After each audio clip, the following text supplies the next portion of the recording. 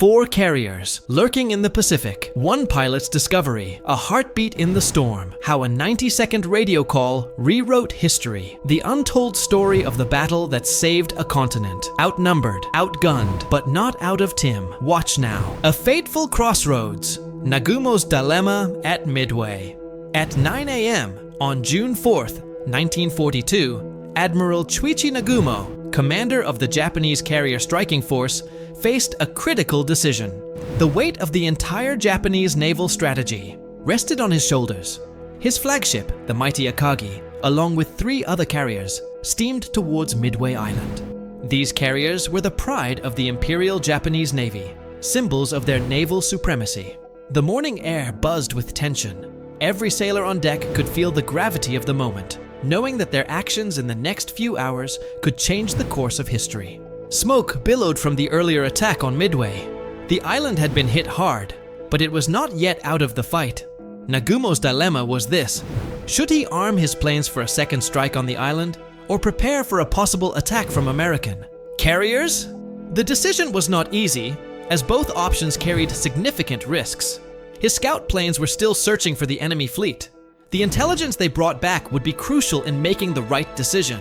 Time was of the essence. Every second that ticked by brought new uncertainties and heightened the stakes. Every minute that passed increased the risk of a surprise attack. The American carriers could appear on the horizon at any moment, ready to strike. The fate of the Pacific War hung in the balance. The outcome of this battle would determine naval dominance in the Pacific for years to come. Nagumo's choice, made amidst the chaos and uncertainty of battle, would have far-reaching consequences. The pressure was immense, and the margin for error was razor thin. His decision would determine the outcome of the Battle of Midway, a turning point in World War II. The stakes could not have been higher, and the world watched with bated breath. Rain of fire. The early onslaught on Midway Island. The early morning hours of June 4th saw Midway Island engulfed in flames. The sky was painted with hues of orange and red as the sun rose, only to be overshadowed by the dark plumes of smoke billowing from the island. Japanese bombers, launched from Nagumo's carriers, pounded the American installations. The relentless assault was meticulously planned, aiming to cripple the American defenses before they could mount a significant counterattack. Explosions rocked the tiny atoll, sending shockwaves through the air and debris flying in all directions. The ground trembled under the sheer force of the bombardment. Buildings crumbled under the relentless assault. The once sturdy structures were reduced to rubble, a testament to the ferocity of the Japanese attack. American pilots, outnumbered and outgunned, fought back with fierce determination. They knew the odds were against them, yet their resolve never wavered. Their outdated planes were no match for the agile Japanese Zeros. The Zeros, with their superior speed and maneuverability, dominated the skies, making every dogfight a perilous endeavor for the American pilots. Still, they took to the skies, knowing their sacrifice was buying precious time for the American fleet racing towards the battle. Each sortie was a desperate bid to hold the line, to keep the enemy at bay just a little longer. The roar of engines, the deafening explosions, the cries of men, these were the sounds of a desperate struggle for survival. The cacophony of war was a constant reminder of the stakes at hand. Midway Island, a strategic outpost in the vast Pacific, was under siege. Its location made it a pivotal point in the battle for control over the Pacific theater. The outcome of the battle, and perhaps the entire war, depended on the courage of the men fighting for every inch of the embattled island. Their bravery and tenacity would shape the course of history, turning the tide in one of the most crucial confrontations of World War II. A glimmer of hope, U.S. reconnaissance breaks through. The skies were filled with tension and uncertainty, but the American forces were determined to find a breakthrough. At 5:34 a.m., a glimmer of hope pierced the dark clouds of war for the Americans. The early morning light revealed the vast expanse of the ocean, a stage set for a pivotal moment in history. A lone PBY Catalina reconnaissance plane, piloted by Lieutenant Howard Adie, spotted the Japanese fleet. Adie's keen eyes and steady hands were crucial in this moment, as he knew the weight of his discovery. This crucial sighting, relayed back to the American carriers, changed everything. The radio operators worked swiftly, transmitting the vital information that would alter the course of the battle. Admiral Chester Nimitz, Commander-in-Chief of the Pacific Fleet, had been waiting for this information. His strategic mind raced as he processed the news, knowing that this was the moment they had been preparing for. He knew his forces were outnumbered, but he also knew the element of surprise was on his side. The American fleet, though smaller, had the advantage of knowing the enemy's position. The Japanese, unaware of the approaching American carriers, were vulnerable. Their confidence in their own strength made them blind to the imminent threat. Nimitz immediately ordered his carriers to launch a full strike. The decks of the American carriers buzzed with activity as planes were prepared for takeoff. The fate of Midway and the course of the Pacific War now rested on the shoulders of the American airmen. These brave pilots, fueled by determination and a sense of duty, soared into the skies, ready to change the tide of war. Torpedo Squadron 8, courage facing impossible odds.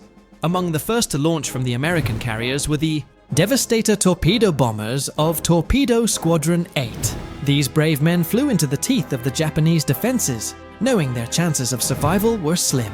The Devastators, slow and lightly armed, were easy prey for the agile Japanese Zeros. Wave after wave was cut down. Still, they pressed their attack. Their torpedoes aimed at the heart of the Japanese fleet, the aircraft carriers. Their sacrifice, though heartbreaking, was not in vain. The relentless attacks by the Devastators, along with other torpedo squadrons, drew the Japanese combat air patrol down to low altitude. This left the skies open for the dive bombers that followed. Section 5, the Dauntless Dive. Turning the tide in the skies. High above the chaos, American Dauntless dive bombers approached the Japanese fleet undetected. Their target, the 4 Japanese aircraft carriers, now with decks full of fueled and armed planes. The Dauntless pilots, led by Lieutenant Commander Wade McCluskey, had found their moment. With the sun at their backs, they plunged from the sky, their sights fixed on the vulnerable carriers below. It was a scene of incredible carnage. Bombs slammed into the decks of the Japanese carriers, igniting fires and triggering explosions. The tide of the battle had turned in an instant. Section 6. Inferno on the high seas, crippling the Japanese fleet. The devastating attacks by the Dauntless dive bombers turned the Japanese carriers into infernos. Fires raged out of control. Explosions ripped through the ships, sending plumes of smoke and debris thousands of feet into the air. The pride of the Japanese fleet, the carriers Akagi, Kaga, and Soryu, were mortally wounded. The 4th carrier, Hiryu, would be sunk later in the day. The Japanese Navy's offensive power in the Pacific had been dealt a crippling blow. The chaos and destruction were unimaginable. Amidst the inferno, sailors fought desperately to save their ships and themselves. But the outcome was inevitable. The Japanese carriers, once symbols of invincibility, were sinking beneath the waves. Section 7. Beneath the waves. The sinking of the Japanese carriers. As the sun began to set on June 4th, the once mighty Japanese carriers slipped beneath the waves. The Akagi, Kaga, and Soryu, engulfed in flames and ripped apart by explosions, went down with hundreds of their crew. The Hiryu, though sunk later in the day, met the same fate. The loss of these 4 carriers was a devastating blow to the Japanese Navy, one from which they would never fully recover. The Battle of Midway was over. The United States had won a decisive victory, turning the tide of the war in the Pacific. But the cost of victory was high. Hundreds of men on both sides had made the ultimate sacrifice. Section 8. A turning point. The significance of the Battle of Midway. The Battle of Midway was a turning point in the Pacific War. The decisive American victory checked the Japanese advance and shifted the balance of power in the region. Before Midway, Japan had seemed unstoppable. After Midway, the United States gained the strategic initiative. The road to victory would be long and hard-fought, but the outcome was no longer in doubt. Midway also highlighted the importance of aircraft carriers in modern naval warfare. The battle proved that carriers, not battleships, were the new capital ships of the fleet. This realization would shape naval strategy for decades to come. Twisit. Section 9. Legacy of Valor. Remembering the heroes of Midway. The Battle of Midway stands as a testament to the courage and sacrifice of the men who fought and died there. On both sides, sailors and airmen displayed incredible bravery in the face of overwhelming odds. The Americans, though outnumbered, prevailed due to their skill, determination, and a bit of luck. The Japanese, though ultimately defeated, fought with honor and tenacity. Today, we remember the heroes of Midway, those who fought above the waves and those who perished beneath them. Their sacrifice secured a brighter future for generations to come. Their story is a reminder of the high cost of freedom and the enduring legacy of valor.